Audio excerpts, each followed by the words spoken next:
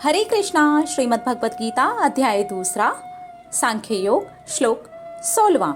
न सतो विद्यते भावो न भावो विद्यते सतः उभरौ अपि दृष्ट्योऽन्तस्त्व नयोस्तत्त्वदर्शिभिः।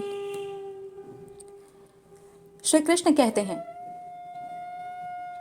ये जो तत्वदर्शी है ना, ये जो सत्य की खोज करते हैं, इन्होंने तक ये निष्कर्ष निकाल लिया है कि ये जो भौतिक शरीर है ना, ये जो शरीर है जो हमारे पास है, ये भौतिक शरीर है, ये चिरस्थायी नहीं है। ये बिल्कुल भी चिरस्थायी तो नहीं है। चिरस्थायी का मतलब अमर नहीं है, हमेशा यहां पर बना रहने वाला नहीं है। यही श्री कृष्ण इस श्लोक में अर्जुन को बताते हैं कि ये जो शरीर है ये चिरस्थायी नहीं है, ये परिवर्तित होता रहता है। लेकिन जो आत्मा है वो अपरिवर्तित है, उसमें कोई भी परिवर्तन नहीं होता। हमारी जो आत्मा है उसमें कोई परिवर्तन नहीं होता। इसके ऊपर गहन अध्ययन किए गए हैं। यहाँ तक कि जो अभी आधुनिक विज्ञान है ना, वो तक बोल देता है ना कि डेड, ये तो हम सब जानते हैं ना, बोल देता है dead, she is no more, he is no more. No more कौन गया? बॉडी तो यहीं पे पड़ी हुई है। इसे अपने जीवन में लगा करके देखिए, बहुत ही खूबसूरत श्लोक है और बहुत गहराई से कुछ समझा रहा है हमें। जिसने जन्म लिया वो पता नहीं कितनी पुरानी आत्मा है, पता ही नहीं कितनी पुरानी आत्मा है, लेकिन पैदा तो छोटा सा बच्चा ही हुआ जिसे गोद में उठा लिया जाता है।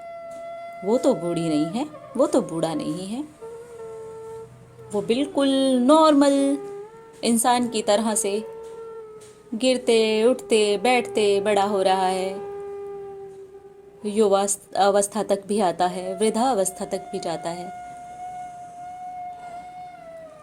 तो जिसको डॉक्टर बोलता है कि मुबारक हो, जन्म हुआ है, तो किसका जन्म हुआ है? उस शरीर का या उस शरीर के अंदर जो चीज है उसका? क्योंकि ये तो बदलेगा, ये जो ऊपर का शरीर है ये तो बदलेगा। अभी ये बच्चा गोदी में आया है, अभी तो करवट लेने के लायक भी नहीं है। कुछ ही महीनों में करवट भी लेगा, फिर घुटने घुटने चलेगा, फिर बड़ा हो जाएगा, फिर जवान हो जाएगा, फिर वृद्ध हो जाएगा, और फिर एक दिन डॉक्टर कह देंगे he is no more, she is no more. तो कौन गया? अरे कौन आया था और कौन गया? श्लोक क्या सिखा रहा है हमें? ये जो बॉडी लिए फिर रहे हैं ना हम, जिसके ऊपर अच्छा खासा गुरूर भी है, हमें समझ ही नहीं पाते हम हैं कौन। ये श्लोक हमें वही बता रहा है। ये श्लोक हमें यही बता रहा है कि ये जो शरीर है ना, ये तो हर क्षण बदलता है, हर एक क्षण। आपने जितनी देर भी ये श्लोक सुना है, आपका शरीर बहुत हद तक बदल गया है, लेकिन अंदर जो है, जिसके लिए बोला जाता है मुबारक हो, जन्म हुआ है, और जिसके लिए बोला जाता है मृत्यु हो गई, वो तो बचपना भी देखता है और बुढ़ापा भी देखता है और जवानी भी देखता है, जबकि वो सबसे ज्यादा उम्र दराज है। यानी कि उसके अंदर कोई भी परिवर्तन नहीं होता, वो जैसे का तैसा बना रहता है। ये तो हम अपने जीवन में देख सकते हैं, हमारे घर में देख सकते हैं। हम में से कितने सारे लोग हैं जो ये जानते हैं उनके घर में मृत्यु हुई है। हर किसी के घर में मृत्यु हुई है, किसी ने देखी है, किसी ने नहीं देखी है। कहाँ हैं आपके परदादा, आपके परनाना, आपकी परनानी, आपकी परदादी, उनके भी माता पिता, उनके भी माता पिता? और उनसे भी पहले के माता पिता और उनसे भी पहले के माता पिता कहाँ हैं? परिवर्तन होता चला गया, लेकिन क्या नहीं बदला? आत्मा। यहाँ हमें आत्मा की गहन शिक्षा दी जा रही है। आत्मा नहीं बदलती, कभी भी नहीं बदलती, कभी भी नहीं बदलती। इसलिए आत्मा का ज्ञान हमें होना ज़रूरी है। इसे ही बोलते हैं आत्म साक्षात्कार, इसे ही बोलते हैं मुक्ति। अगर हम जीते जी इतनी बात समझ जाए ना कि मैं आत्मा हूँ, बहुत कुछ समझ जाएंगे।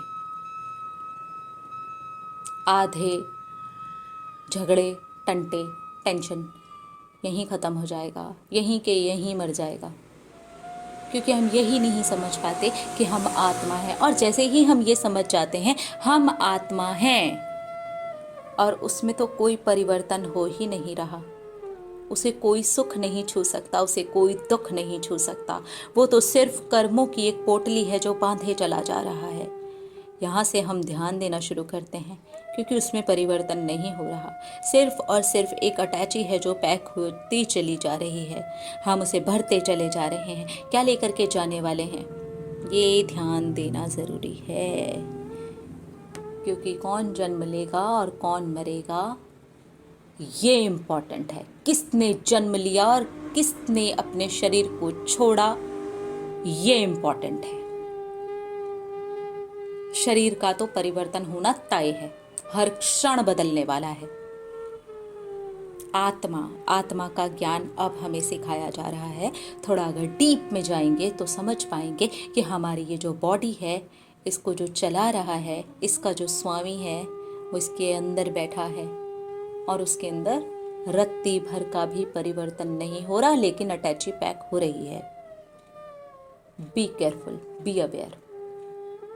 मिलेंगे अगले श्लोक में और देखेंगे हमारी श्रीमद् भगवत गीता हमें क्या शिक्षा दे रही है।